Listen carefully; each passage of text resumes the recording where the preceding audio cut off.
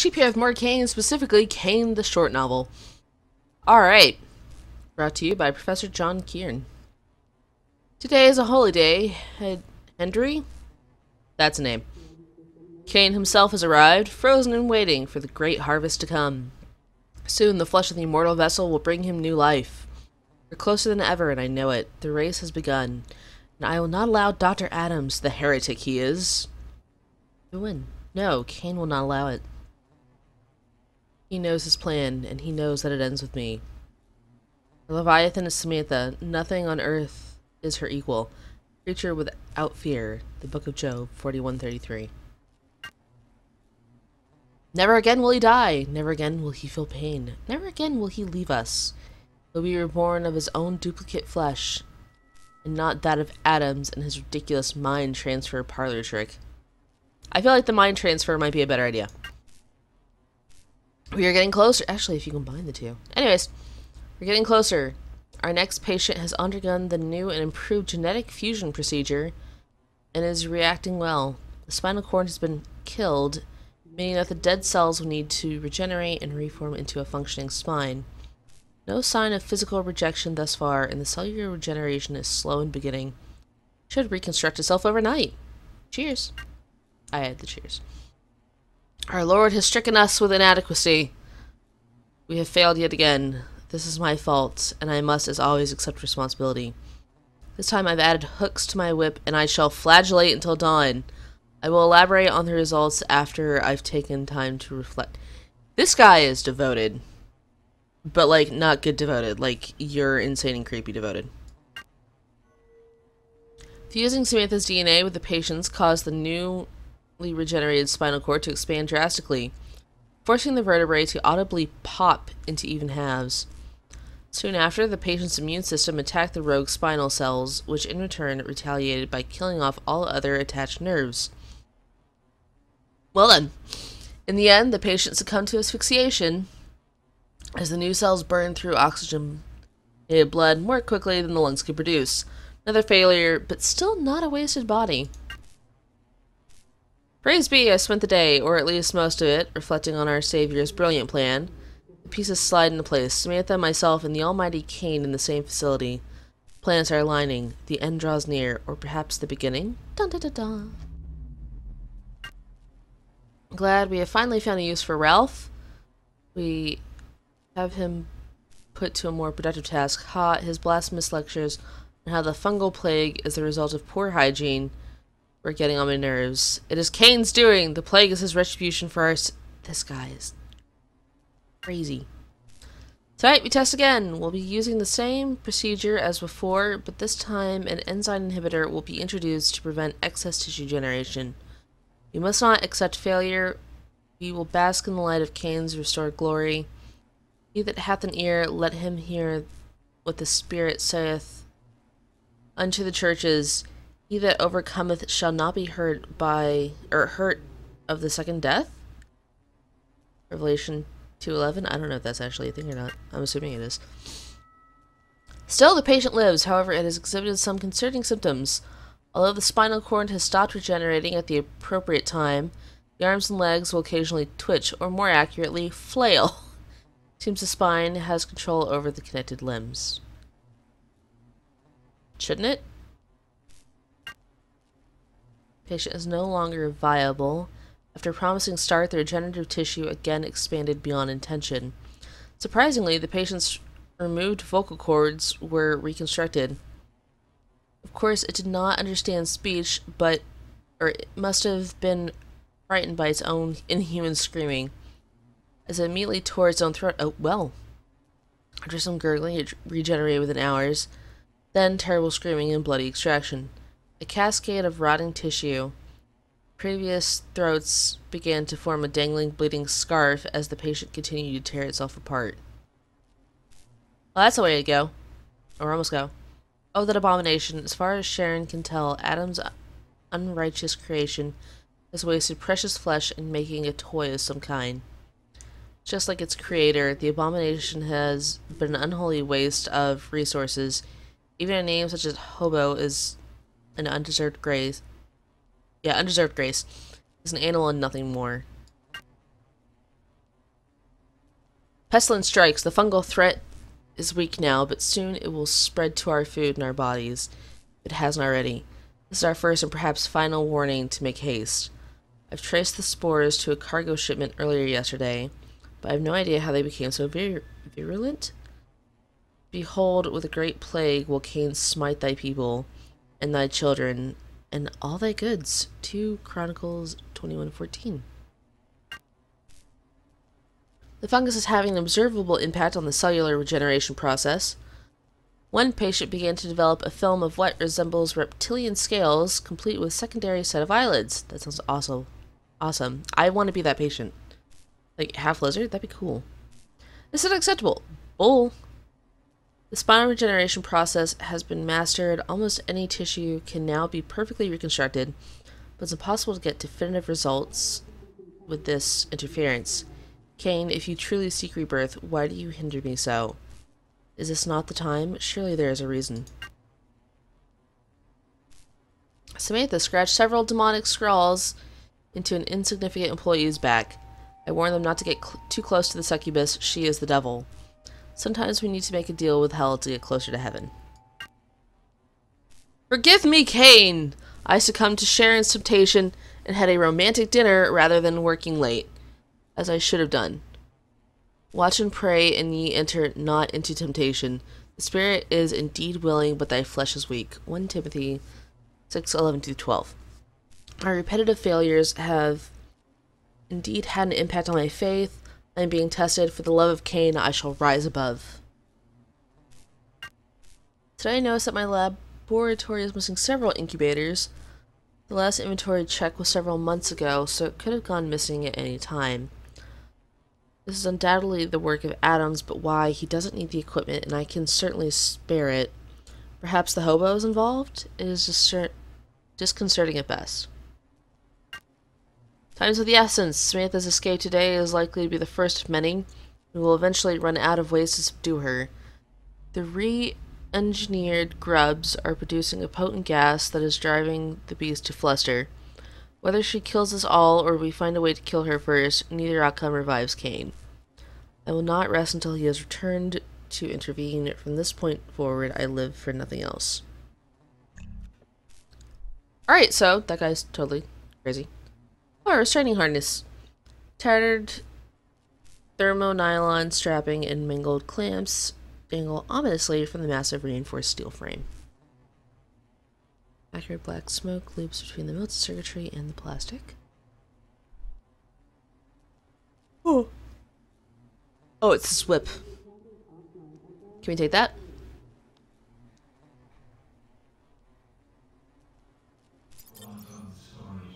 That might be useful. Oh, there's a lever. Sure, why not? Control box connected to the hydraulic mechanism in the bat.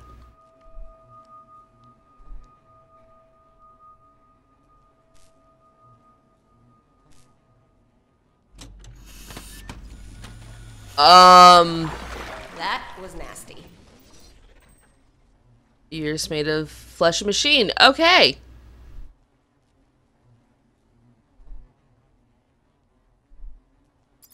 Wait. No?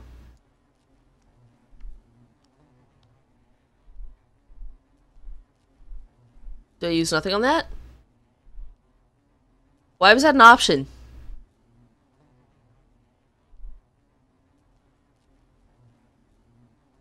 Alright. Oh. Broken lever mechanism.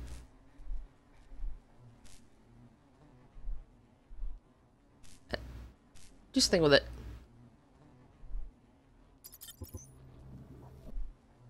No. Omni tool? Don't worry, little guy. I'm not that stupid. Whip the womb. Fudgesicles. Ain't gonna work. Alright, well, I've gotten a bunch of stuff, none of which is what I need to make the thingy. Although I can now go into another room. That's probably what I need to do. Crew facilities.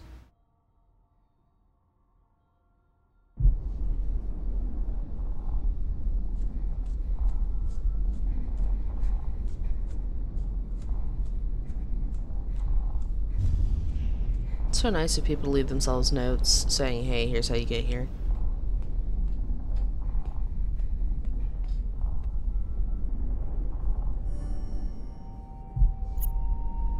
Nope. Yes. Alright, that lightning bolt, that plus. It worked! Yay! This can't be how I meet my end. I have so much more inside of me. I have so much more to give to the world. This guy's still CAYNE. Yep. This wasn't my plan either. This wasn't how it was supposed to be. You're young. You can get through this. And then, I'm stuck. Stuck with a baby. It's not a life. Not fair for either of us. There are other choices. Bingo! I did make a choice. It didn't end well. Women in my family have bad luck with babies. I'm continuing a proud family tradition.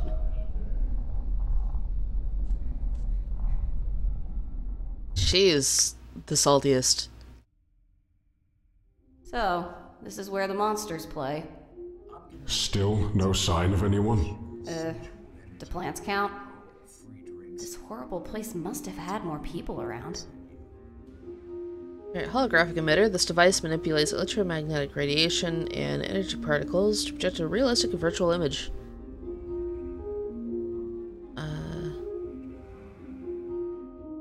Menus, ready to eat items include space soup and space special. These things you wouldn't believe. Leafy aromatic shrubs are flourishing in the otherwise somewhat unkept terranium. Retrotape cassette is loaded in the deck with label Broseph Megamix 69. Bent stripper pole, huh? So pole's damage are probably still useful somehow.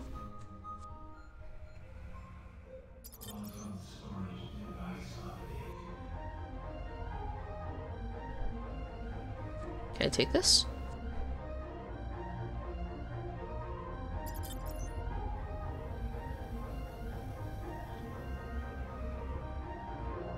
Oh.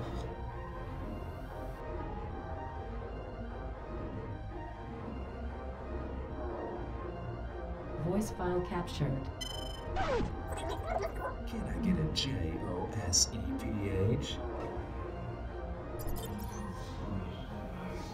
What? Can I get a JOSEPH? Yeah, the beat goes on. Don't forget your free autographed photo of you, sealed with a kiss. Alright. Oh, there's table and chairs. I mean, of course there's table and chairs, but you know.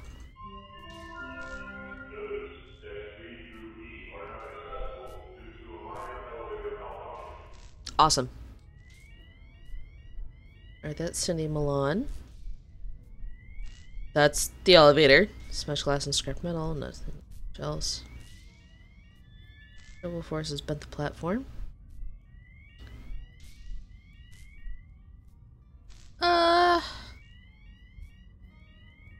Can we get to the PDA? Alright, so we can only go in here. For now.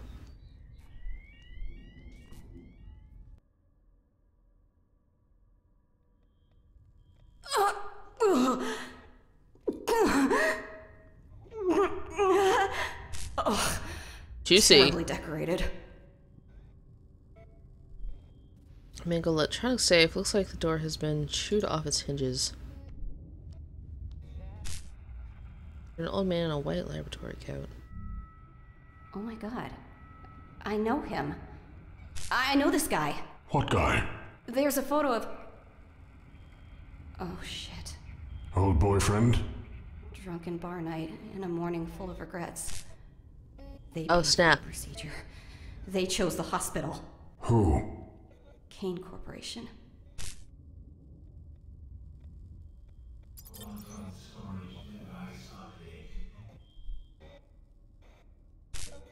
Sterile polyester vignettes of some other place, some other time. I will be looking at that momentarily.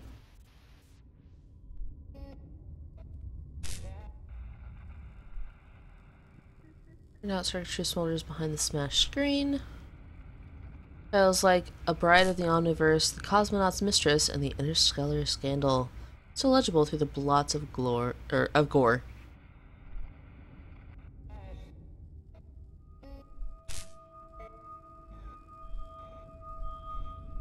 over sheets, blood, sodden sheets have dried.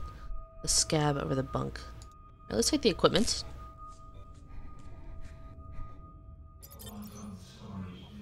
We have a blank PDT! And it looks unused. How do you know? No blood on it. And it doesn't smell like rotting meat. I mean, she's got a fair point there. Alright, let's wrap up this episode with reading another PDA. You are a sight.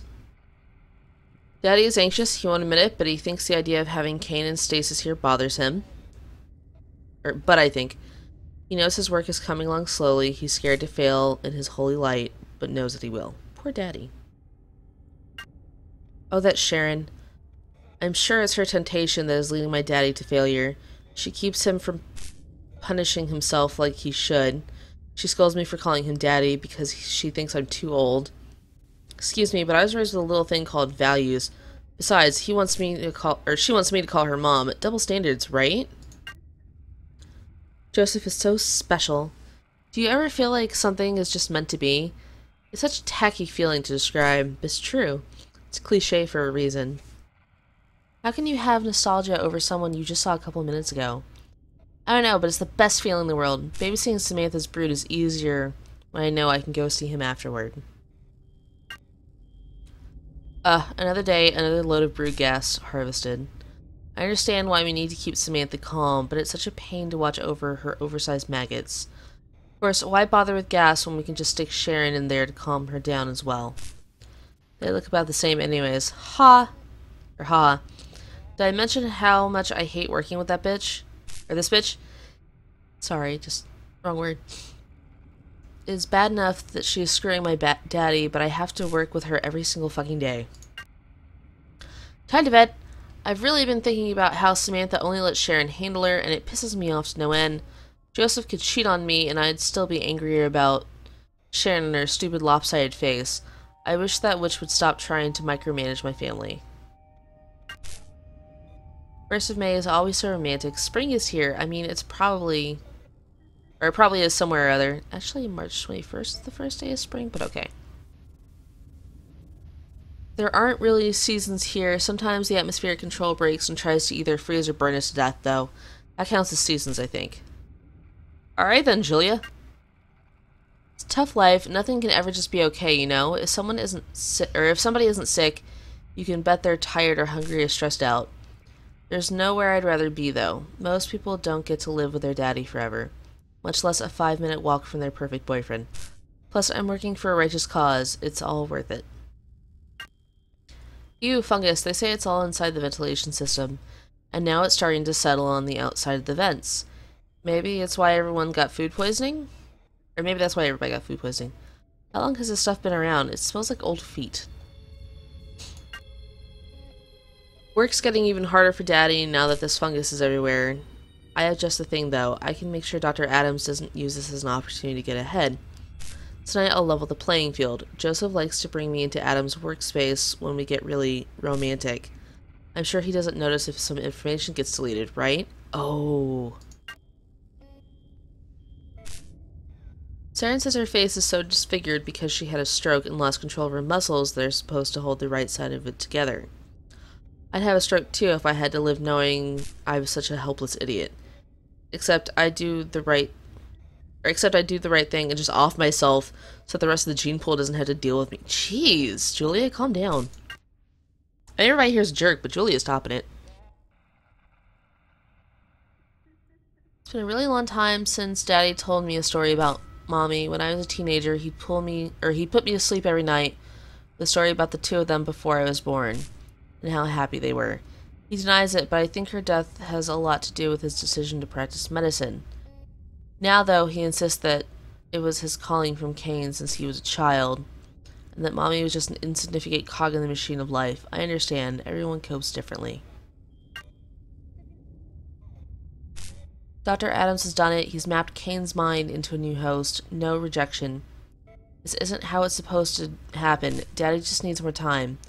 I've rewritten the results and updated the ARM computer with Joseph's login details, but I'm not sure how long I can keep this up. Kane, help us all.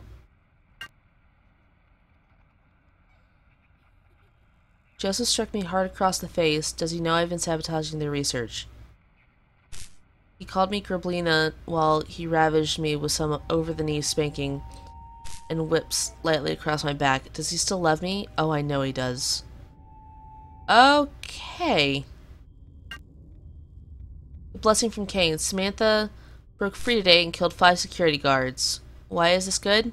I managed to sneak over to Ralph during the commotion and print a PDT. I used Joseph's high security clearance details. Also managed to grab a blank one. I'll save it for a rainy day. Daddy hasn't slept in 3 whole days. He barely eats. And what has Sharon done? She's distracted him. He needs to focus on Kane. Maybe it's time I finally give her what she deserves. Joseph has been cold towards me despite me submitting to another beating and some light strangulation. Okay then. Didn't need to know about your sex life, but you know. Bueno and I are over. The bastard. He admitted to me that Adams paid him earlier this year to fuck a young girl. Was she prettier than me? Does she believe that pain is pleasure? No, this cannot continue.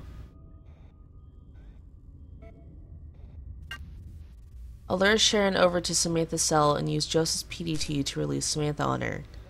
I just need a little human flesh to get the broodlings buzzing, and Samantha will do the rest. With the security thinned out after the incident, nobody will ever find out. Even if they do figure it out, Joseph will get the blame.